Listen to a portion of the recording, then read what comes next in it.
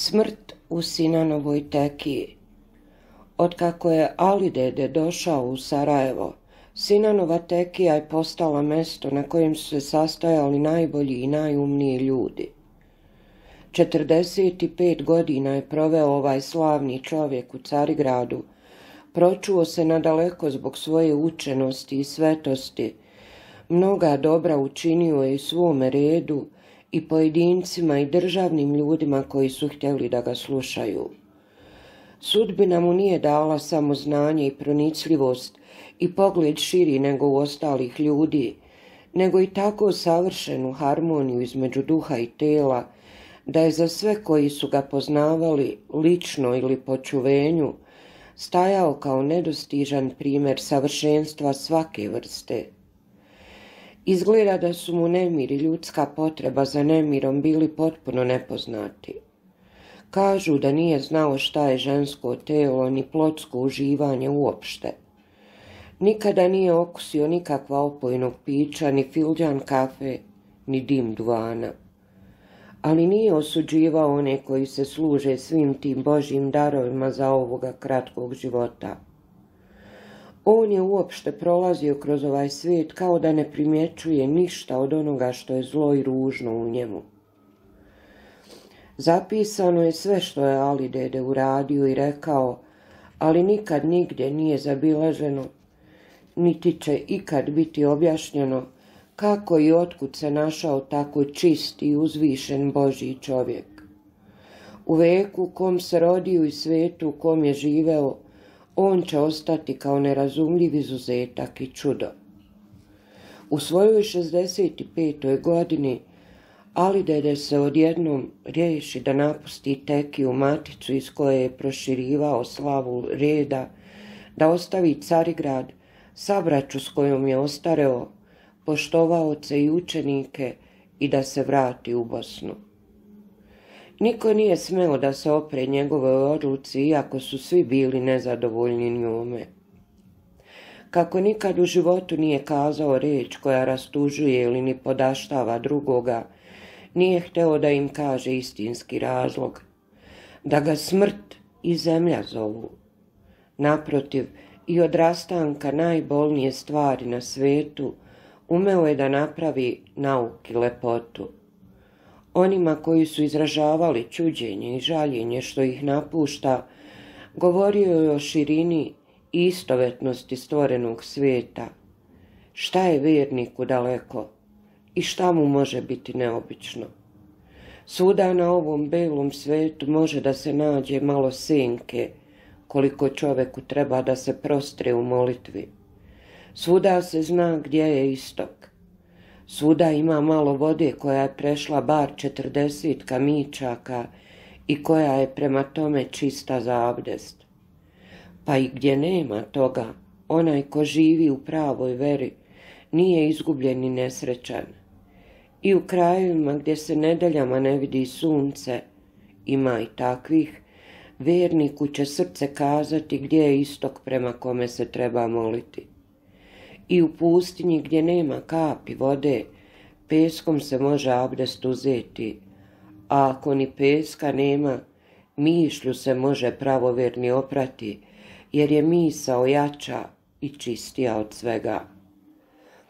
Pa što da ga žali kad odlazi u Bosnu iz koje je nikao i koja je puna lepote Božje kao ma koja druga zemlja na svijetu?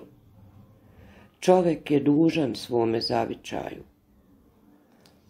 Tako je ovog proleća došao Ali Dede u Sarajevo.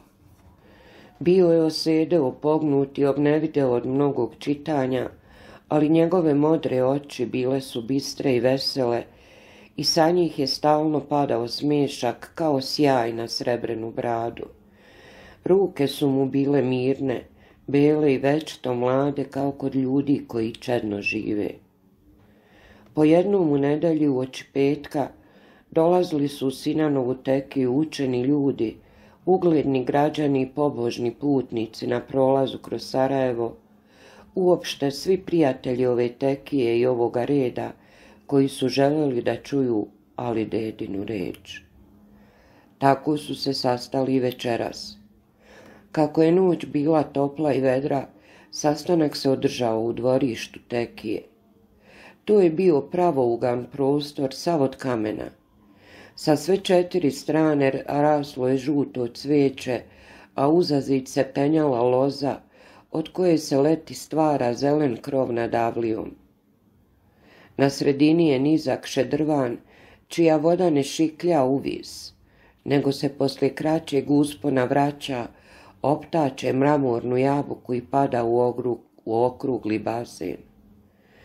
Tako taj šedrvan ne vređa oko onim nemoćnim naporom vode, koja se penje što više može pa se onda ruši, dajući neprestalnu sliku umora i pada po neumoljivom zakonu, nego izgleda kao krupan tropski cvijet koji se pri vrhu rastvara i ukazuje srebrnu ponutricu, a niti vene, niti docvetava.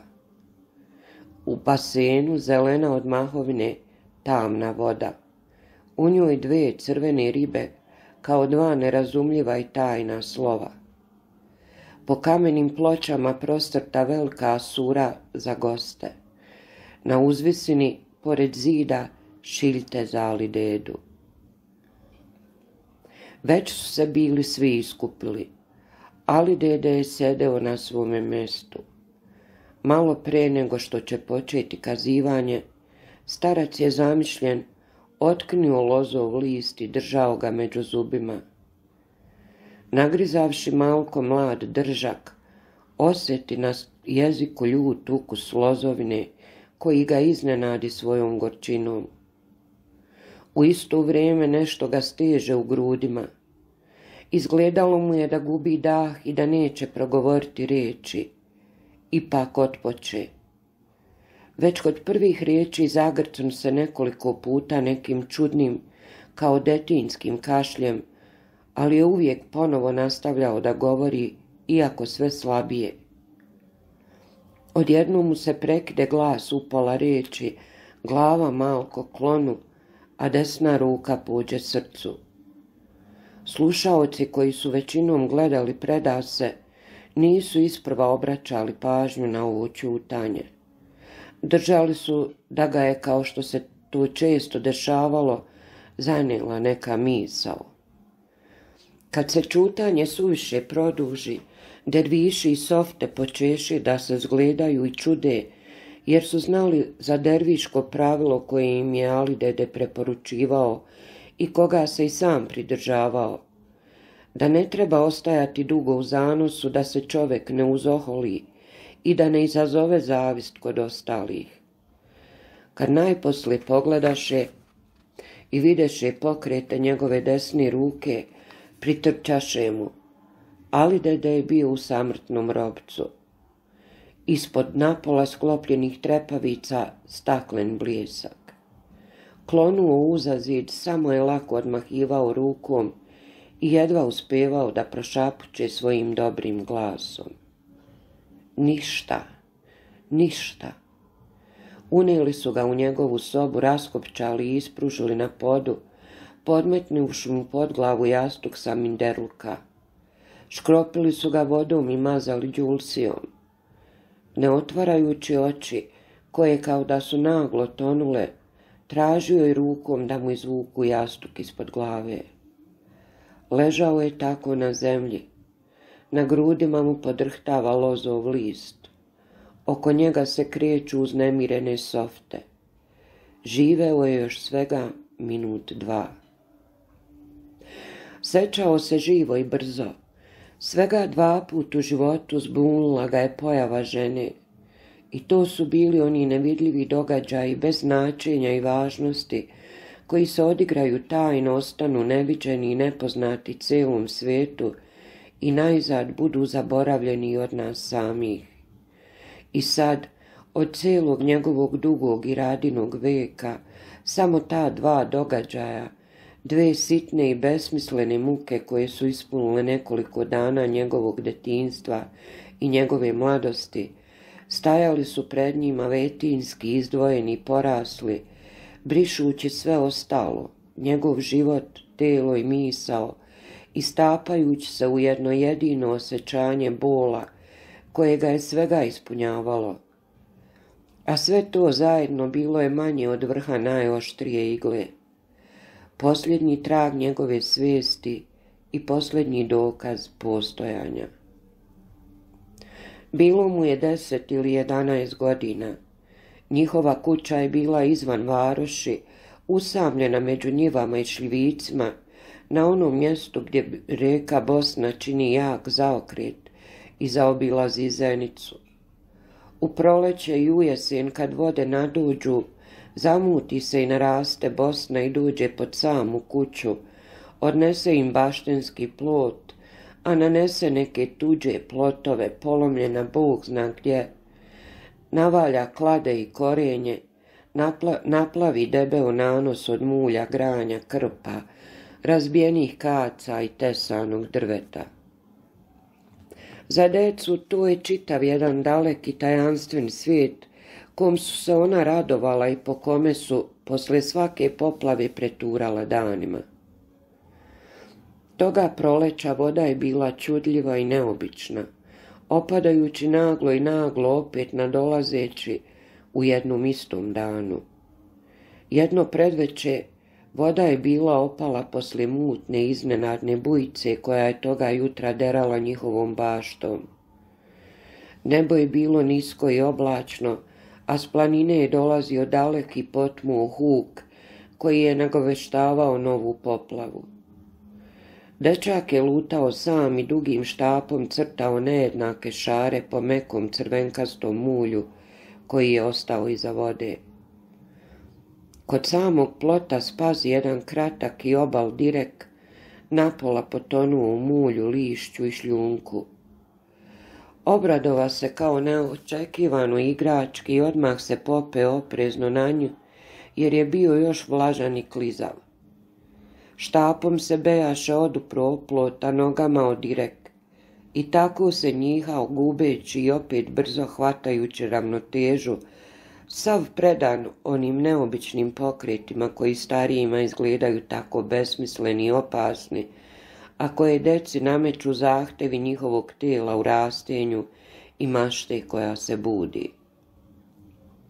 Ali detinje telo se lako zamori i dečja mašta brzo zasiti. Dečak odbaci štap, spusti se i opkorači i uzjaha direk. Levom rukom je dodirivao nanos od pijeska i suvog granja. Tada mu pogled pada na nešto neobično i nejasno. Učini mu se da u pijesku i granju video ljudsko uho i pramen kose.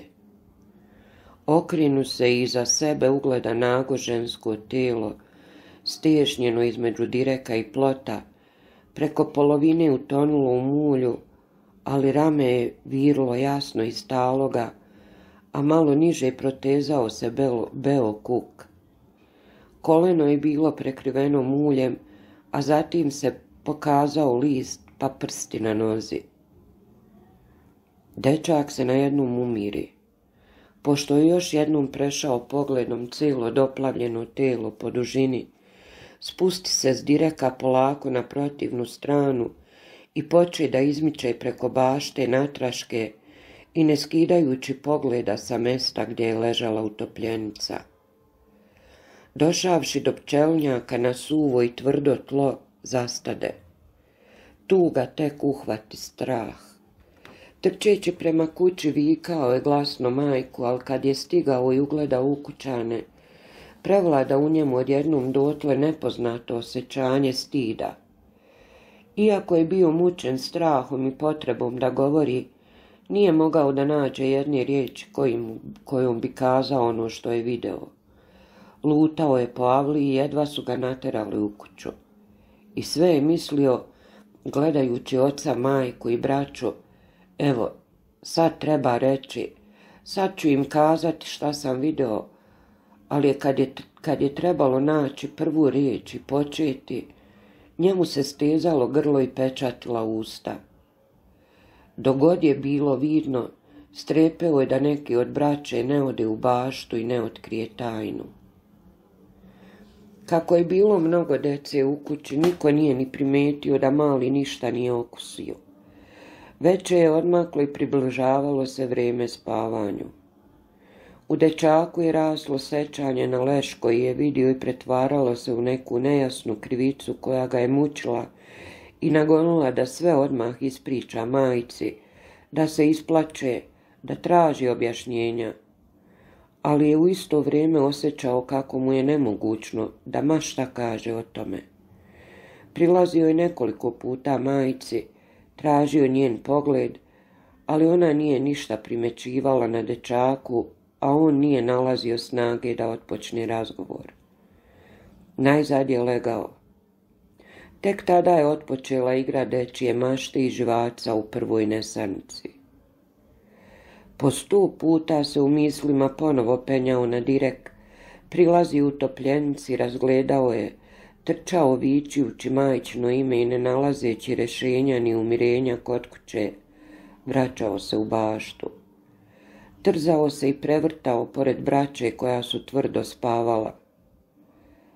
Rešavao se neprestano.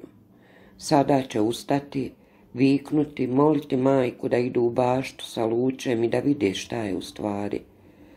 Pa ipak je ostao prikovan uz dušek, dok je u njemu neprestalno raslo osjećanje straha i nerazumljive krivice koja biva sve veća. U groznici je dočekao jutro, ustao prije ostalih i otrčao u baštu. Video je da je voda u toku noći nadošla i prekrila polovinu bašte. Traga nije bilo od direka ni od utopljenice. Voda je bila porasla u visini plota. Matica je derala sredinom bašte. Reka je nadolazila ceo taj dan.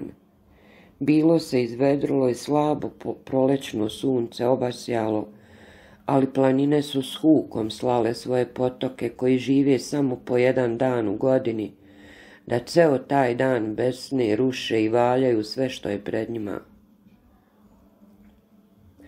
Dečaku je izgledalo da je sve što ga je mučilo otplavljeno sa tim novim bujicama mutne vode.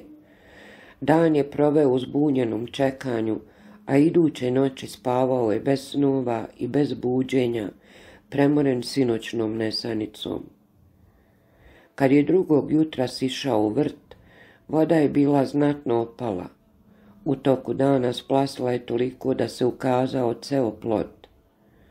Po prostoru oko njega ostale su velike lokve mutne vode, ali već sada je bilo jasno da je i onaj direk i u topljenicu voda otplavila dalje. Cijelog toga proleća dečak se mučio svojom tajnom. Svakog dana po nekoliko puta mu se vraćala misao da, bar sada kada je svega nestalo, ispriča ceo događaj majci. Osjećao je da bi mu bilo lakše od toga, ali nikad nije nalazio hrabrosti da počne, ni riječi da se izrazi. Pored onog stida koji ga je od samog početka kočio, sad je došla i bojazan da mu sve to neće niko htjeti poverovati, da će mu se narugati ili ga možda kazniti što nije odmah sve rekao. Tek sa toplim letom i veselom jeseni počeo je da zaboravlja. Ali i poslije, još zadugo, dešavalo se naročito predveče da se u njemu javi isti onaj strah od nepoznatog leša i osjećanje nerazumljive krivice i potreba da nekome sve prizna i ispovedi i nemogućnost da to učini. 1-2 docnije dečaka je uzeo sebi jedan njegov ujak, čovjek imućan i osobenjak koji je živeo u Sarajevu. Tu je ušao u Sinanovu tekiju i zavoleo nauku i pravila svoga reda. To ga je odvelo u Carigrad. Bilo mu je oko 25 godina. Već 5-6 godina u Carigradu bio je najmlađi među nastavnicima, veoma cijenjen, neobično zreo za svoje godine. Tekija u kojoj je živeo imalo je 2 lica, jedno glavno i duže gledalo je na more, a drugo u strmi brijeg sa baštama i grobljima niz koji se spuštala jedna jedina ulica. Jedne noći, tek kako je bila ponoć, mladić se probudio i rasanio. Ustao je, otvorio prozor i naslonivši glavu na drvene prečage, udisao hladan pretprolećni vazduh. Noć je bila bez meseca, ali vedra i zvezdana. Pred njim se belasala kaldrma ulice koja se penjala uzbrdo, opasana s obe strane visokim zidom i tamnim baštama.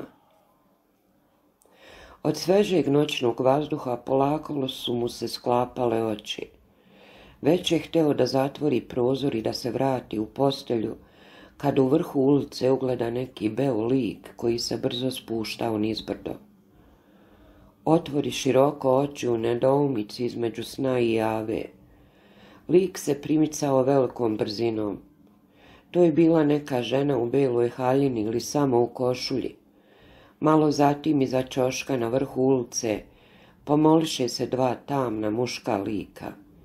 I oni su trčali. Ubrzo se začu težak topot njihovih nogu. Žena je trčala pravo ka kapiji koja se nalazila ispod samog prozora. Jurila je, očito izbezumljena od straha, ne štedeći snagu, kao gonjena zverka. Kad se primakla, vidjelo se da je raščupana, pocijepana i polunaga. Čuo se tup i slab udarac tela o tešku zaključanu kapiju. Mladić se nagnu i još jednom vide jasno ženu kako leži na velikoj kamenoj ploči. Glava joj je naslonjena na sam prag, a ruku pruža uzaludno ka alci, jer nema snage da je dohvati. Gonioci, koje je od kuće delilo svega 20 koraka, zaustaviše se odjednom kad vidiše da je žena uspela da se dohvati kapije i brzo se izgubiše u jednom uskom prolazu među baštenskim zidovima.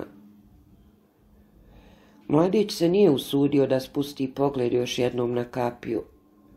Kao da u toj neobičnoj noćnoj sceni igra već i on svoju ulogu, pusti prečagu za koju se držao. Stupajući natraške, poče oprezno da se povlači ka postelji i brzo leže.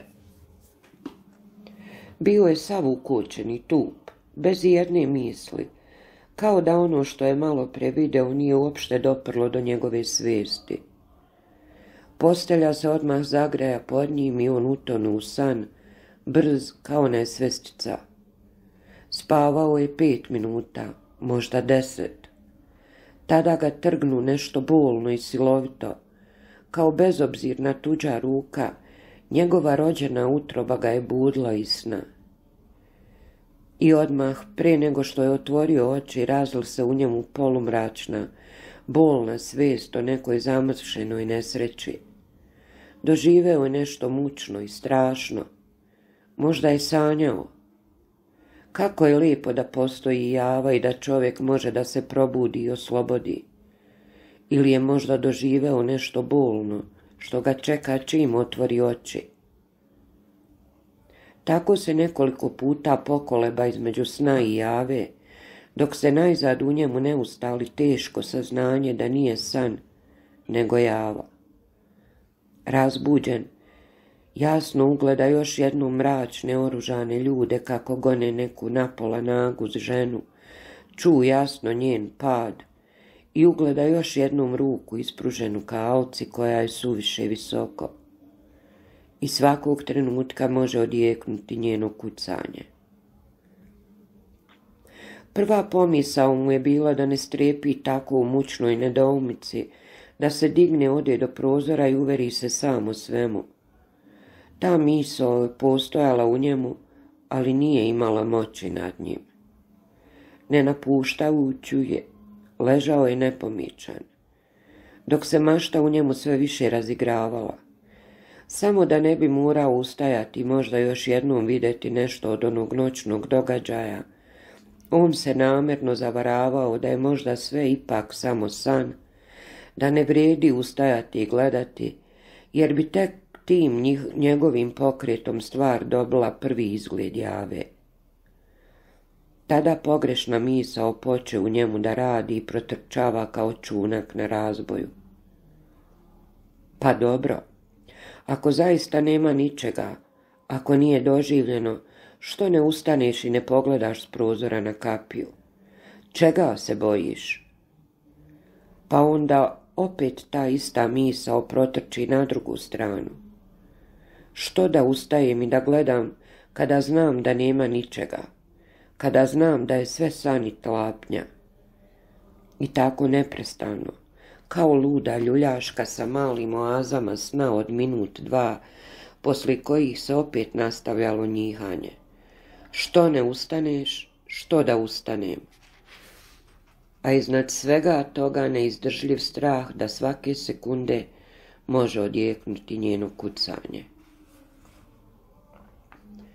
Kada je svanulo, najedanput je sve kolebanje u njemu prestalo. Nije se više pitao šta se u noći desilo, ni da li se desilo. Samo se obukao brzo i sišao u donje odaje, kao krivac i osuđenik, očekujući da dan nemilosrdno prokaže noćni događaj u koji je on umešan, iako ne zna pravo kako. Išao je oprezno i očekivao prve riječi i pitanja kao udarce, ali momci, softe i derviši prolazili su pored njega sa svagdašnjim izrazom lica i običnim pozdravima. Kako? Zar niko nije otkrio nesvešćenu ženu pored kapije ili njenu leš? Kao sunce, obasja ga radosna misao da nije ništa ni bilo, da je sve ipak samo san. Prosto neke uzaludno noćašnje mučenje koje mu dođe gotovo milo i prijatno. Ali se odmah javi druga misao. Da pita nekog od derviša da li su oni štogod noćas čuli ili jutros primijetili. Odmah osjeti da nema snage da to učini. I kao što je noćas ležao sa nemoćnom odlukom u sebi, treba se dići i razviditi šta je u stvari, tako je sada prilazio dervišima, rešen da ih upita ili da sam kaže nešto o sinoćnem događaju, ali je prije prve riječi zastajao uplašen i čutao ili skretao govor na drugu stvar. Kad je došlo veče i toga istog dana, on se nije više pitao da li je bilo štogod ili nije, da li treba da kaže ili ne treba, nego je pobegao u svoju sobu sa nejasnim, ali dubokim osjećanjem krivice i straha od kog se ne može pobeći, legao bez večere i molitve, ne da spava, nego da se muči. I to nije bilo tako samo prvo veče. Danima i danima se mučio. Nije više ni pomišljao otkuda mu to, kada je počelo, ni zašto, ni kako je došlo, ni ima li kakvog stvarnog razloga za to. Znao je samo da nosi jednu tajnu i mračnu stvar u sebi. Još mnogu noć se budio od kucanja Alke, koje je samo on mogao da čuje, i bdeo sa osjećanjem da je uz kapiju ispod njegovog prozora prislonjeno telo onesvešćene žene. I tešio se odmah zatim da nije tako, da je dovoljno da ustane, ode do prozora i uveri se da nema ničega. Ali nikad nije ustajao. U nesanici i varljivom mraku pitao se, ko je bila ta žena? Zašto su je gonili? Šta je bilo s njom? I kako je nestala ispred kapije? Prekoravao se ogorčeno što one noći nije odmah sišao u avliju, razbudio ostale, otvorio kapiju i pomogao gonjenoj ženi. Ali je osjećao da bi i sada, kad bi se sve ponovo odigralo ove noći, postupio isto kao i onda, da ne bi imao snage da drugčije radi. Mjesecima nije smeo da priđe prozoru ili da bolje zagleda gornju kapiju. Najposlije to bezrazložno mučenje prođe kao neka bolest. Spomen na sve to izgubi prvo snagu, pa zatim iščeznu bez traga. Poslije toga je živeo 40 godina u Carigradu, ne poznavši nikad nemira ni patnje, ničeg drugog do rada i molitve. To je bio taj život, ali dedin, o kome smo govorili naprijed i o kome se pričalo gdje god ima muslimanskog uha. A ovo sada, ovo je bio njegov posljednji minut i u tom minutu ovo sečanje kao posljednji blesak njegove svijesti. Uzalud je nastojao da ne misli na to ili da se seti ma čega drugog. Ništa, do ta dva mračna sećanja i do bola koji se ne izražava ni grčem, ni suzom, ni jaukom, u muci dotle nepoznatoj i neslučenoj, njegova se posljednja snaga pretvori u molitvu, kako nikad nije uputio ni jedan pravovjerni, ni učen, ni neuk. Ovako se molio Alideda pod neizdržljivim pritiskom svoga bola, dok su mu usne micale samo po navici, jer reči više nije bilo na njima. Svedržitelju, veliki i jedini, tako sam oduvijek s tobom i tako čvrsto u tvojoj ruci da znam da mi se ništa ne može desiti. To saznanje, taj mir koji ti daješ onima koji su se ostavivši sve predali potpuno tebi, to je u stvari raj. Bez tegobe sam živeo ploveći kao sitno zrno prašine koje titra u sunčevu zraku. Bez težine, plovi put visina prožeto suncem i samo kao malo sunce. Nisam znao da ovakva gorčina može ispuniti dušu čoveka. Zaboravio sam da žena stoji kao kapija na izlazu, kao i na ulazu ovoga svijeta. I evo, naišla je ova gorčina kojom mi se presjeće srce nadvoje, da me podsjeti na ono što sam zagledan u nebo zaboravio. Da je hlebac koji jedemo u stvari ukraden, da smo za život koji nam je dat dužni zloj sudbini, grijehu, taksiratu, da se sa ovoga svijeta na onaj bolji ne može prijeći dok se kao zrela voćka ne otkine, ne poleti u bolnom i strmoglavom padu i ne tresne u tvrdu zemlju. Valjda se i u raju nosi modrica toga pada. Evo moja misao, milostivi, a ti je vidiš.